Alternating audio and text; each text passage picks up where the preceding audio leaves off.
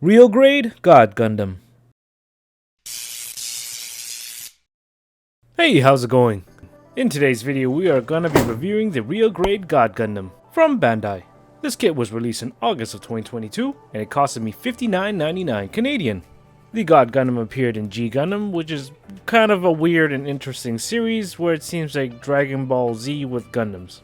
Look, I watched that as a kid and I don't even remember half of it. I should rewatch it, but pretty much the God Gundam was the main protagonist suit for the second half of the series, and this iteration is the 144th Real Grade, which is probably the best one yet.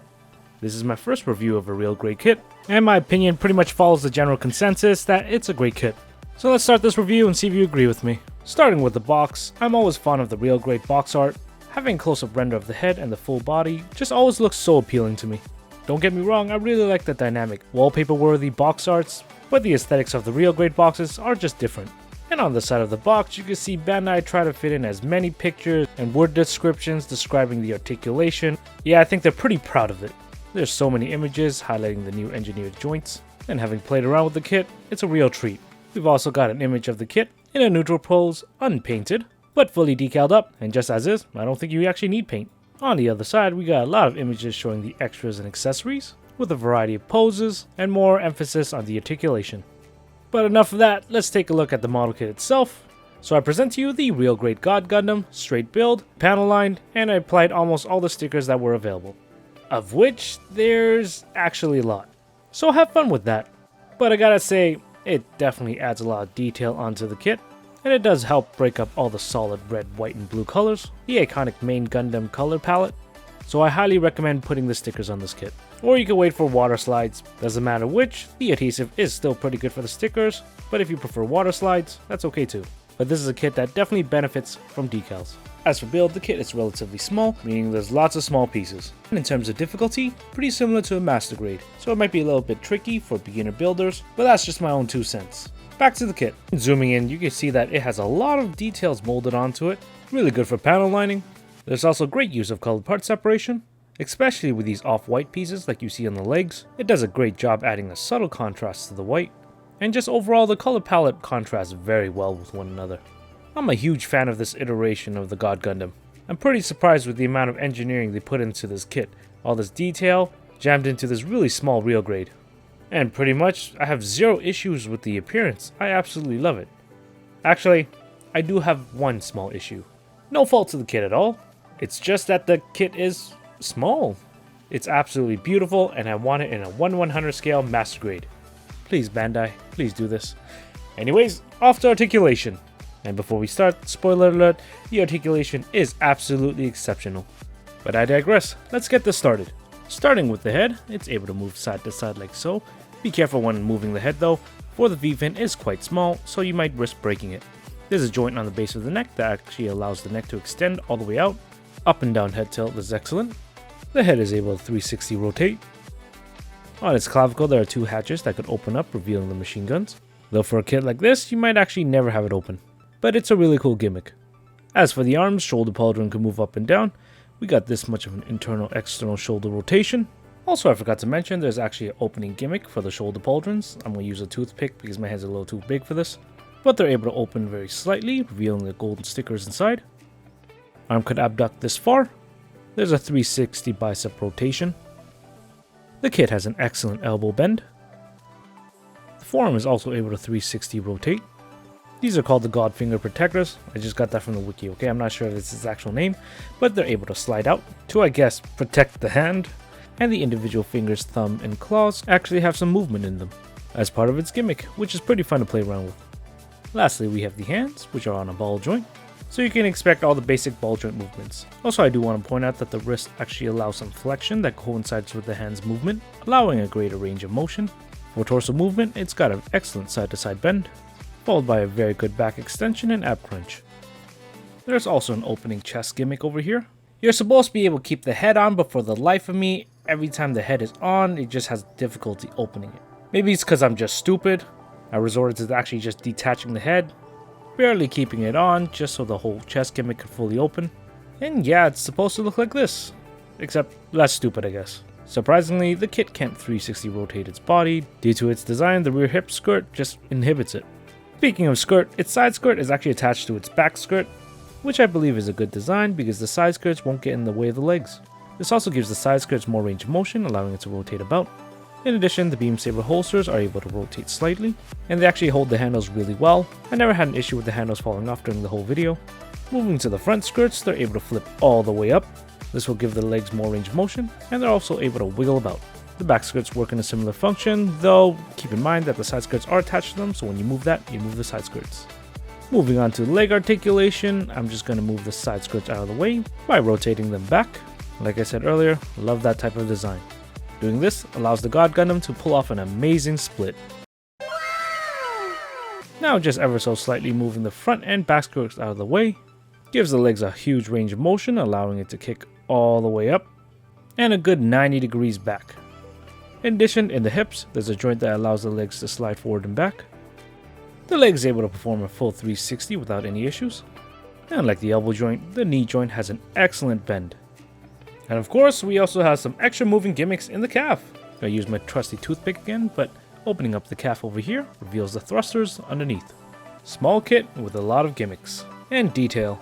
Coming down, the ankle armor is able to move up and down. And as we come to the foot, it's more or less divided into two pieces, with the front of the foot allowing it to rotate really well. So that means the back of the heel can move independently. The foot also has a very good bend, followed by the equally good toe point. In addition, the tip of the foot could move ever so slightly. And turning it around, we're going to take a look at the boosters. We got two thrusters over here, which are able to move up and down independently. I'm not sure what to call these three pieces. I know they're not wings, but they are also able to move up and down independently, with the white pieces on the top and bottom able to move almost 180, while the center red piece only stops around the middle part, which is 90 degrees. And there's a joint in the middle that allows it to internally rotate quite a bit. And if you're curious, here's a side view of that. There's also an additional joint that allows the wings to rotate up and down. And lastly, the whole backpack unit could detach itself, revealing the whole core lander unit, which we'll be taking a look at in the accessories and extras. So pretty much the articulation is God level, I guess, fitting for the Gundam's name. I had no issues with moving any of the parts, nothing fell off, and having those extra gimmicks in such a small kit is pretty cool. The side skirts were really well designed, allowing more leg mobility. Pretty much it makes sense why Bandai was emphasizing the articulation so much. With all that being said, let's move on to extras and accessories. Nothing too crazy, but we got this thing over here. But starting with the boring stuff, we got a pair of clenched fists, a pair of open hands that are currently on the Gundam itself, a pair of hands with straight fingers, and a pair of holding hands for the beam sabers. But that's not all, we got a pair of golden Godfinger hands, and weirdly enough, he has one golden hand that spreads out into a V. Why one though? I just don't understand. Why not just give us both? And in typical Gundam fashion, all the hands are interchangeable. And just in the hands, this allows a lot of posability. Next up, we got the beam sabers, which aren't shaped like your traditional lightsaber beams. They're molded into more of a katana shape, and interestingly enough, it's molded with an edge. And you're given two beam sabers, so you have the option of dual wielding or just holding one. To equip it, very easy, get the beam saber handles out of the side skirts, attach the beam sabers themselves, and swap out your hands for holding hands. Then slide the beam saber handles right into the hands. Very easy, no hassle at all, allowing you to pull off all your cringy anime poses. Regardless, this kit looks very good with it. Last up, we got the energy rings. They come in 3 separate pieces with an adapter to attach it to the back. They're relatively thick plastic, but still be very careful with it. Assembling them onto the adapter is a little tricky, but it's not overly difficult. After the rings are attached to the adapters, the connection is pretty strong, so you don't have to worry about them falling off. And connecting it to the backpack is also very easy. There's 3 slots that you can't miss whatsoever, and the rings definitely make it an eye catcher. Though it does make it very back heavy, so you're going to need to get yourself an action base. I'm using the action base 4, not included. The attachment point is at his butthole, so just shove it up there. Now with the effect parts on, throw in some cool action poses, and that God Gundam just looks absolutely amazing. I absolutely love this edition for the real grade. The rings themselves look very good. And lastly, before I forget, the kit does come with the core lander that sits right into its back.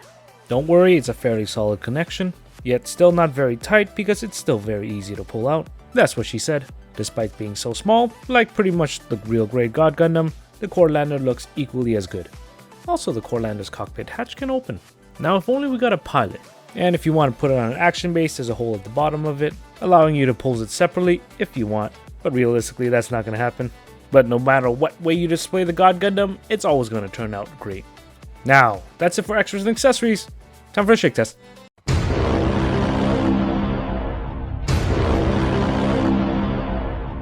Yeah, so in the grand scheme of things, it wasn't that bad. The body mostly held, the head flew off somewhere, and the backpack, because it's so friggin' heavy, it fell off, of course. But remember, this is a very extreme case. You won't be handling the kit like this. It's a small kit, but it's relatively solid. Speaking of size, I already showed you a little example earlier. The gun was very small, but it's around 5 inches tall, or 12.7 centimeters, while being 4.5 inches wide, or 11.43 centimeters. So it's comparable size to the entry grade Arc 78-2, gets dwarfed by the master grade Arc 72, as well as the real grade high new Gundam, and here it is next to the Shensing Technologies White Tiger, Bigger Standard Magnamon, Haro, Doraemon, DK, a grade 9 Strike Squad, a lacrosse ball, and a couple of BB pellets.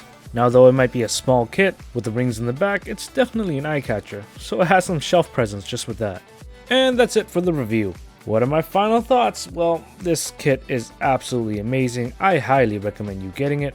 I find that the price is fairly reasonable, with the appearance being absolutely amazing, having a lot of gimmicks and detail all around the kit, with exceptional articulation. So I definitely understand why Bandai emphasized this so much. And though the accessories and extras are mostly hands and beam saber parts, the really cool ring at the back does add a little something extra to the kit. With that and how solid the kit is, posing and playing around with it is a complete joy. Just keep in mind, be a little gentle with it because it is small, which is my only gripe because I want this in a master grade. That's not a negative opinion, that's just how much I love this kit. And if you made it this far, thanks for watching my video. I hope you like it. I enjoy making it. Let me know what you think. Do you agree with me? Disagree? Do you think it's worth the hype, or do you think I'm completely biased? Thanks again for watching. Take care. Bye.